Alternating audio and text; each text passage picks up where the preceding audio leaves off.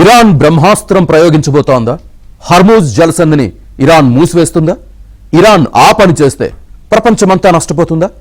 ఇండియాపై effect ఎంత? Petrol diesel ధరలు ఏ మేరకు పెరుగుతాయి? అసలు ఈ హర్మూజ్ కథ ఏంటి?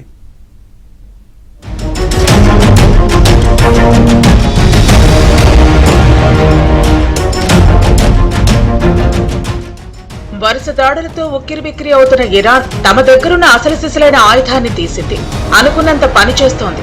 తమ దేశంలోని అణు స్థావరాలే లక్ష్యంగా ఇజ్రాయెల్, అమెరికా బాంబుల వర్షం కురిపించిన నేపథ్యంలో ప్రపంచ చమురు మార్కెట్ కు జీవనాడిగా ఉన్న హర్మూజ్ల జలసంధిని మూసివేసే దిశగా అడుగులేస్తోంది. హర్మూజ్ మూసివేతకు ఇరాన్ పార్లమెంట్ గ్రీన్ సిగ్నల్ ఇచ్చింది. సుప్రీం నేషనల్ సెక్యూరిటీ కౌన్సిల్ తుది నిర్ణయం తీసుకోవాల్సి ఉంది.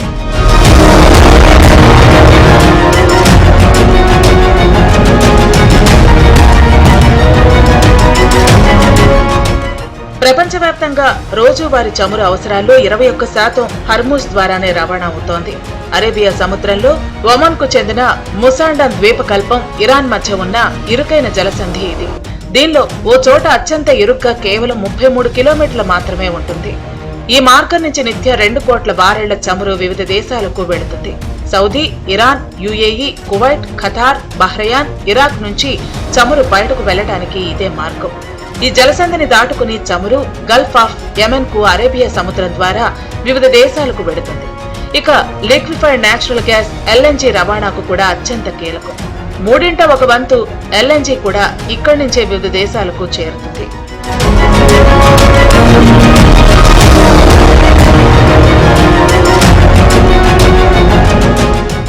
ఇరాన్ నిర్ణయ ప్రభావం అంతర్జాతీయ వాణిజ్యం పైన పడనుంది. ముఖ్యంగా భారత్ తన అవసరాల్లో 90% ముడి చమురును విదేశాల నుంచి దిగుమతి చేసుకుంటోంది. అందులో 40% హర్మూజ్ జలసంధి ద్వారానే రవాణా అవుతోంది. ప్రభుత్వం తన 74 రోజుల చమురు నిల్వలను తగ్గించుకోవాల్సిన పరిస్థితి ఏర్పడుతోంది. సౌదీ అరేబియా, ఇరాక్, యుఏఈ నుంచి అత్యధిక మొత్తంలో భారత్ ముడి చమురును దిగుమతి చేసుకుంటోంది. ఈ చమురును తీసుకొచ్చే నౌకలు ఒమన్, ఇరాన్ సముద్ర మార్గంలో ఉన్న హార్మూజ్ల జలసంధిలో ప్రయాణిస్తూ ఉంటాయి. ప్రపంచ దేశాలు వినియోగించే ఎల్ఎన్జీలోనూ 21% ఇక్కడి నుంచే సరఫరా జరుగుతుంది. ప్రతిరోజు 2 కోట్ల బ్యారెళ్ల ముడి చమురు ఈ మార్గంలో వివిధ దేశాలకు సరఫరా అవుతుంది. నౌకలన్నీ హర్మూజ్ జలసంధి నుంచే రాకపోకలు సాగించాలి. ఈ నేపథ్యంలో హర్మూజ్ జలసంధిని మూసివేస్తూ ఇరాన్ తీసుకున్న నిర్ణయం కారణంగా భారత్లో ఇంధన ధరలు పెరిగే అవకాశం ఉంది. హార్మూజ్ జలసంధిలో ఎక్కువ వాళ్ళు వెళ్తాయి, ఆయిల్ తీసుకెళ్తాది. ఇరాన్ నుంచి ఆయిల్, అంతా ఆయిల్ అక్కడి నుంచే వెళ్తుంది. అలాగే సౌదీ అరేబియా, కువైట్ నుంచి కూడా ఎక్కువ వెళ్తాయి. అది మూసేస్తే ప్రపంచంలో ధరలు పెరిగిపోతాయి, అందరూ మన దగ్గరికి వస్తారు అని ఒక ఆశ. ఇప్పుడు వచ్చిన ప్రాబ్లం ఏంటంటే ఇరాన్కి ఒక 20-25 సంవత్సరాల క్రితం ఆ ఏరియా నుంచి ఆయిల్ ఆగిపోతే ధరలు విపరీతంగా పెరిగిపోతాయి. ఇప్పుడు ప్రపంచంలో దాదాపు 80 దేశాలు ఆయిల్ ప్రొడ్యూస్ చేస్తున్నారు, 50 దేశాలు ఎక్స్పోర్ట్ చేస్తున్నారు. ఆ ప్రాబ్లం ఉండదు. బాగుంటే ధరలు ఓ 10-15 రోజులు పెరుగుతాయి, తర్వాత అడ్జస్ట్ అయిపోతాయి. అన్నిటికంటే ముఖ్యం ఏంటంటే ఇరాన్కి ఎక్కువ నష్టం వస్తుంది హార్మూజ్ జలసంధి మూసేస్తే. ఎందుకంటే వాళ్ళ ఆయిల్ అంతా అక్కడి నుంచి వెళ్తుంది. చైనా పూర్తిగా ఆధారపడి ఉన్నది ఇరాన్ మీద. సో ఇప్పుడు జరగబోయేది ఏమన్నా ఇరాన్ చేస్తే ఇంపాక్ట్ ప్రపంచం మీద ఉండదు. కొద్దిగా ధరలు పెరుగుతాయి, సెటిల్ అయిపోతాయి. ఇరాన్ ఈ మార్గాన్ని మూసేస్తే మన ఆయిల్ దిగుమతులకు తీవ్ర అంతరాయం ఏర్పడుతుంది. చైనాకు మరింత ఇబ్బందికరం. చైనా చమురు దిగుమతుల్లో 47% ఈ జలసంధి గుండా వస్తోంది. అందుకే ఇరాన్ ఈ జలసంధి మూసివేయకుండా ఇరాన్ పై చైనా ఒత్తిడి తేవాలని అమెరికా కోరుతోంది.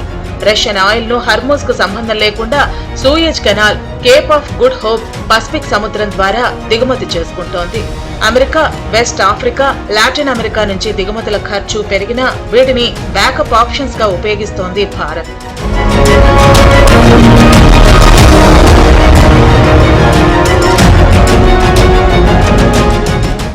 ఈ మధ్యకాలంలో భారత్, ఇరాన్ జలసంధి ద్వారా దిగుమతులు తగ్గిస్తోంది. హర్మూజ్ ద్వారా రవాణా ఆగితే రష్యన్ బ్యారెల్స్ దిగుమతులను ఇండియా పెంచుకునే అవకాశం ఉంది. ఖర్చులు పెరిగినా అమెరికా, నైజీరియా, అంగోలా, బ్రెజిల్ నుంచి కూడా ఆయిల్ దిగుమతులు పెంచుకునే వీలుంది. 2-3 వారాలు ఆగితే పర్వాలేదు, కానీ ఎక్కువ రోజులు ఈ జలసంధిని మూసివేస్తే మన దేశంలో ఆయిల్ ధరలు పెరగటం పక్కా.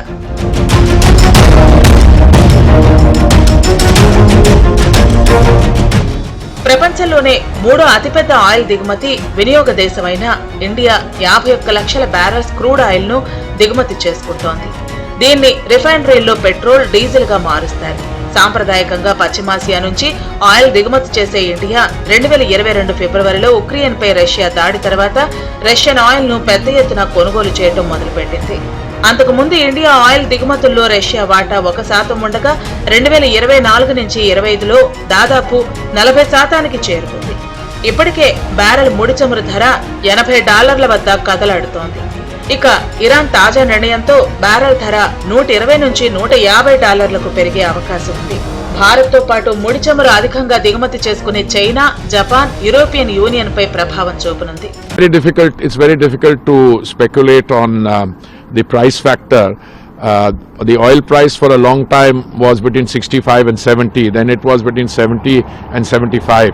Today is a Sunday. When the markets open tomorrow, then the consequences of the closure of the Straits of Hormuz will be factored in. But as I've been saying for a long time, there is enough oil available in the global markets. More and more oil is coming on the global markets, particularly from the Western Hemisphere. And even the traditional suppliers would be interested in keeping the supplies on because they also need the revenue. So hopefully the market will factor that in. But as I said, the Modi government has over the past several years not only ensured the stability of supplies but also affordability, and we will take all necessary measures to ensure that. Thank you. Hormuz జలసంధి మూసివేయటం వల్ల ఇంధన ధరలు పెరిగితే అది ద్రవ్యోల్బణానికి దారితీస్తుంది. రూపాయి విలువ తగ్గుతుంది. స్టాక్ మార్కెట్లు కుప్పకూలవచ్చు. ముఖ్యంగా విమానయాన సంస్థలు, షిప్పింగ్, తయారీ వంటి రంగాలను ఇది ప్రతికూలంగా ప్రభావితం చేస్తుంది. తద్వారా వివిధ దేశాల సెంట్రల్ బ్యాంకులను వడ్డీ రేట్లను పెంచడానికి లేదా మార్కెట్లను నియంత్రించడానికి లిక్విడిటీని ఇంజెక్ట్ చేసేలా ఒత్తిడి తేవచ్చు. ఇది ముఖ్యంగా ఇప్పటికే అప్పుల భారాన్ని మోస్తున్న, అభివృద్ధి చెందుతున్న ఆర్థిక వ్యవస్థల్లో మాంద్యం భయాలను రేకెత్తించవచ్చు.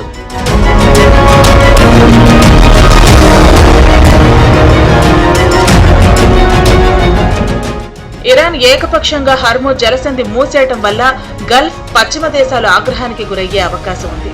దీంతో ఉద్రిక్తతలు మరింతగా పెరుగుతాయి. ఇది ఇరాన్ కు ఆత్మహత్య సదృశ్యంగా మారే ప్రమాదం ఉంది. ఎందుకంటే పెర్షియన్ గల్ఫ్ నుంచి చమురు బయటకు రావాలంటే ఈ రూట్ తప్ప వేరే మార్గమే లేదు.